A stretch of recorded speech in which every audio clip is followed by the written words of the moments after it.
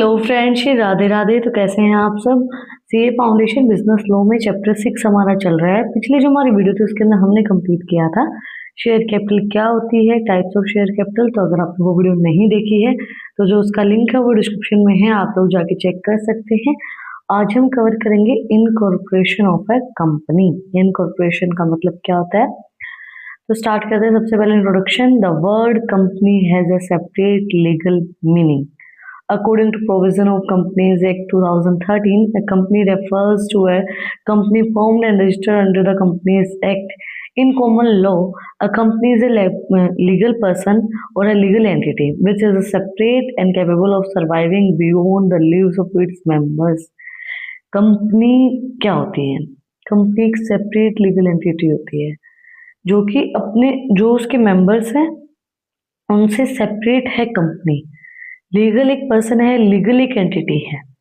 Incorporation of a company refers to setting up of a company according to the provision laid out in a Companies Act 2013. This article deals with the process of incorporation of a company. The advantages that an incorporated company would have over the non-incorporated company and also the disadvantages of incorporation of a company. Incorporation of a company का मतलब क्या होता है? देखो, company हमें पता है एक सेपरेट लीगल एंटिटी है, खुद का एक लीगल पर्सन है, वो एक लीगल एंटिटी है। और जो शेयर होल्डर्स होते हैं, जो अदर डायरेक्टर्स होते हैं, वो अलग है। और कंपनी एक अलग से सेपरेट लीगल एंटिटी है। तो उसको सेपरेट लीगल एंटिटी बनाती जो है वो इनकॉर्पोरेशन ऑफ कंपनी, मतलब उसको रजिस्टर करवाना एक लीगल एंटिटी के थ्रू, रजिस्ट्रेशन करवाना कि हाँ एक कंपनी लीगल एंटिटी है। तो उसका मतलब इनकॉर्पोरेशन ऑफ कंपनी होता है कि अगर आपकी कंपनी इनकॉर्पोरेशन ऑफ कंपनी के अकॉर्डिंगली चल रही है तो it means according to the law चल रही है और वो according to the law register है कंपनीज एक्ट 2013 के अंदर। Advantages of incorporation of a company. The advantages mentioned below are only enjoyed the companies which is incorporated according to the provision laid out in Companies Act 2013.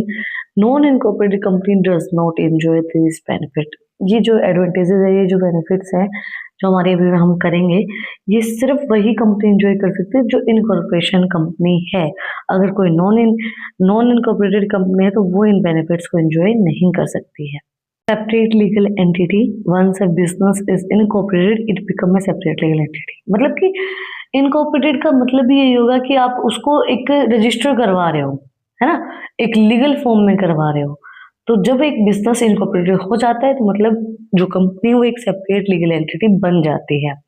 N incorporated company unlike a partnership firm which has no identity of its own and has a separate legal entity identify its own which is dependent of its shareholder and its members. The company can thus own property in their name, become signatures to contracts etc. देखो, जब एक company separate legal entity बन जाती है तो क्या होता है कि पार्टनर्स जैसे हो गए, तो पार्टनर्स की खुद की कोई आइडेंटिटी नहीं है। कंपनी की खुद की एक आइडेंटिटी है, कंपनी का खुद का एक नाम और कंपनी के नाम पे खुद के सिग्नेचर्स होते हैं। वो सिग्नेचर्स शेयर होल्डर के नाम पे नहीं होंगे, वो कंपनी के नाम पे होंगे।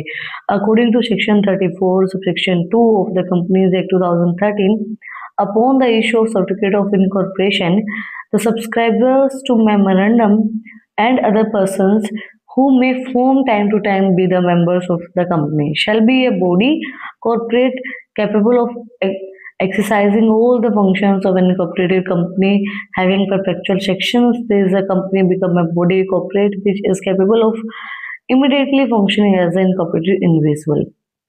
देखो, मेमोरेंडम ऑफ एसोसिएशन तो हमारा नेक्स्ट टॉपिक है, इसको हम पूरे डिटेल में समझेंगे क्या होता है क्या नहीं होता है। बस उसके अकॉर्डिंगली चीजें चलती हैं, वो हमें बताता है कि किस तरीके से आपको कंपनी चलानी है।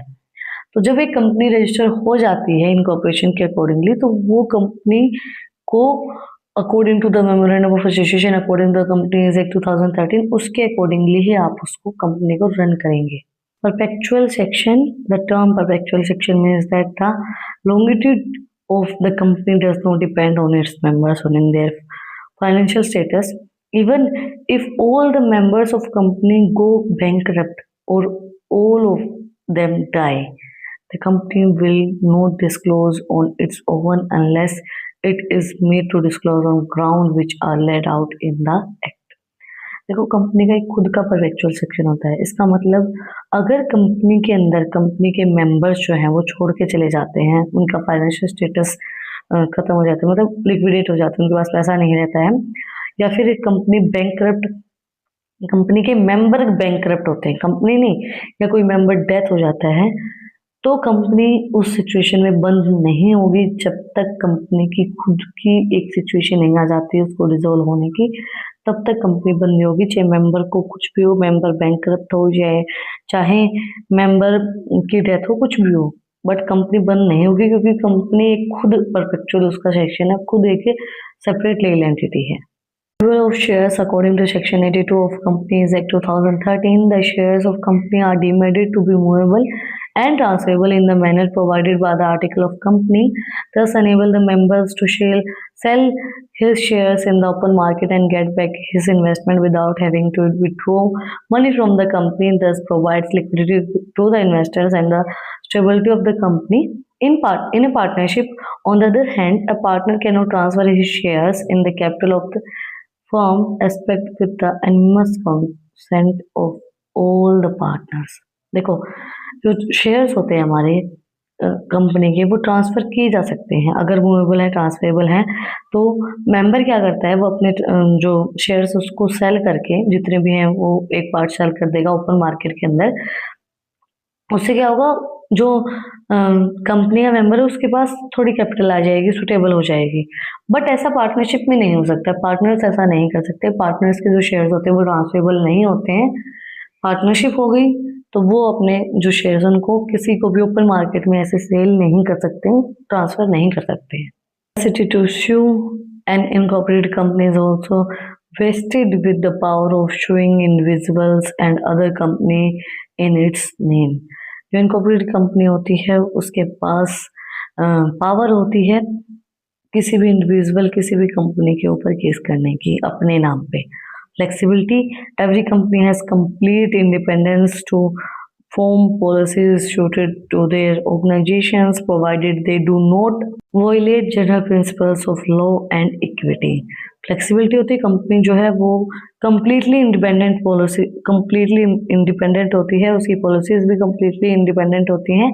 तो अगर ऑर्गेनाइजेशन चाहती तो मतलब कुछ भी चेंज कर सकती है, फ्लेक्सिबल होती है वो, कंप्लीटली कंपनी की जो टर्म्स कंडीशन उसके ऊपर बेस्ड होती है सब चीज़ें। Limited liability, the company being a separate entity leading its own existence, its members are not liable for its debt। The liability of the member is limited to his or her share in the company and the liability ends there। No one is bound to pay more than what he has put in। देखो limited liability होती है company के अंदर, क्योंकि company खुद एक separate legal entity है, खुद अपना ओनर है, तो अगर वो मेंबर्स जो होते हैं कंपनी के, उनकी जो लाइबिलिटीज हैं वो लिमिटेड है।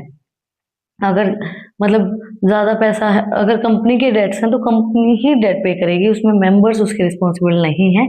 मेंबर्स को ऐसा पेमेंट नहीं, इनकी पेमेंट नहीं करनी पड़ेगी, कंपनी खुद अपने डेट्स को पे करेगी। कंपनी जब रिकवर करेगी तो अपने डेट्स का मतलब क्या होता है, उधारी, तो उनको कंपनी खुद पे करेगी, ना कि इनको मेंबर्स को पे करना पड़ेगा। वो उतना ही लायबल रहेंगे जितना उनका उसमें शेयर है।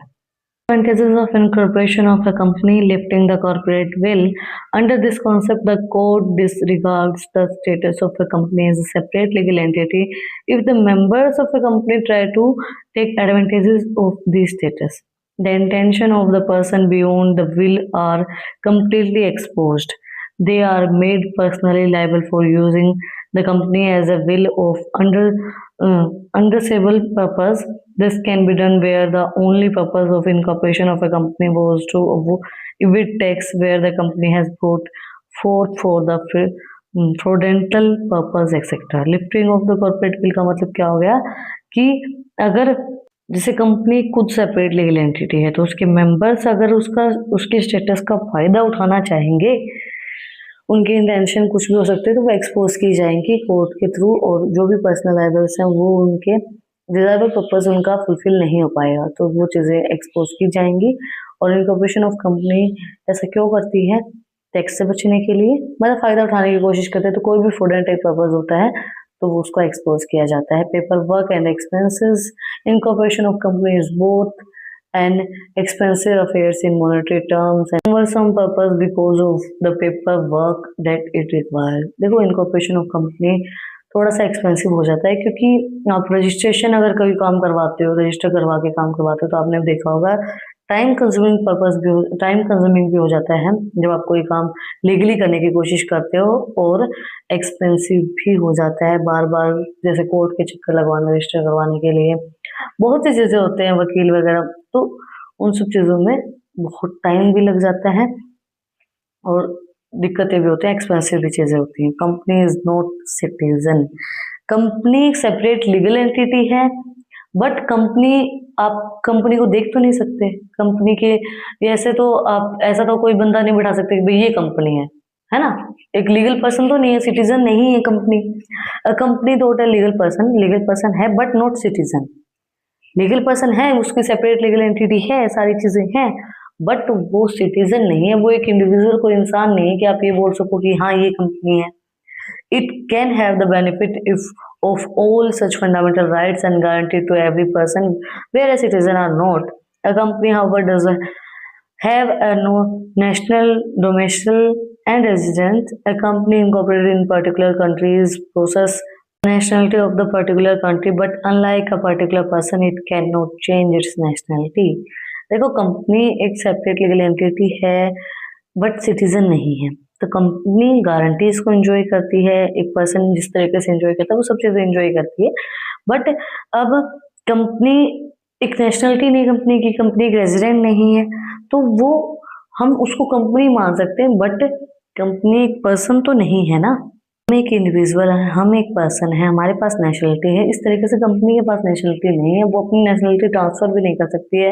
ये नहीं कि वो कनाडा में कंपनी को हम 5 साल लगते तो उसकी सिटीजनशिप उसको मिल जाएगी, ऐसा नहीं हो सकता है ना। कंपनी एक लीगल पर्सन है, लीगल एंटिटी है, बट एक सिटीजन नहीं है। That's it for today. आज हमने कंप्लीट किया कि इनकॉर्पोरेशन ऑफ ए कंपनी का मतलब क्या होता है। अगर आपको कुछ भी डाउट है, कुछ भी पूछना है, तो कमेंट में मुझसे पूछ सकते हैं। नेक्स्ट वीडियो में हम कवर करेंगे मेमोरेंडम ऑफ एसोसिएशन क्या होता है। तो अगर आपको नेक्स्ट वीडियो देखनी है तो बेल आइकन प्रेस करें और सब्सक्राइब कर दें चैनल को, ताकि सबसे पहले अपडेट आप लोगों के पास आती रहे। और ज़्यादा से ज़्यादा इस वीडियो को शेयर करो, जिसको भी कंपनी बनानी है, जो भी कंपनी के अंदर इंटरेस्टेड है, जो बिजनेस करना चाहता है, उसको चीज़ें पता होनी चाहिए। अगर इन टॉपिक्स की पीडीएफ चाहिए तो टेलीग्राम चैनल का लिंक भी डिस्क्रिप्शन में है, वहाँ पर जाकर आप मुझे फॉलो कर सकते हैं। और भी इंटरेस्टिंग रील्स को देखने के लिए इंस्टाग्राम चैनल का लिंक भी डिस्क्रिप्शन में है, वहाँ पर जाकर आप मुझे फॉलो कर सकते हैं। फिर मिलते हैं एक नए वीडियो के साथ, नए टॉपिक के साथ। Like share subscribe. Thank you for watching my video and enjoy your life.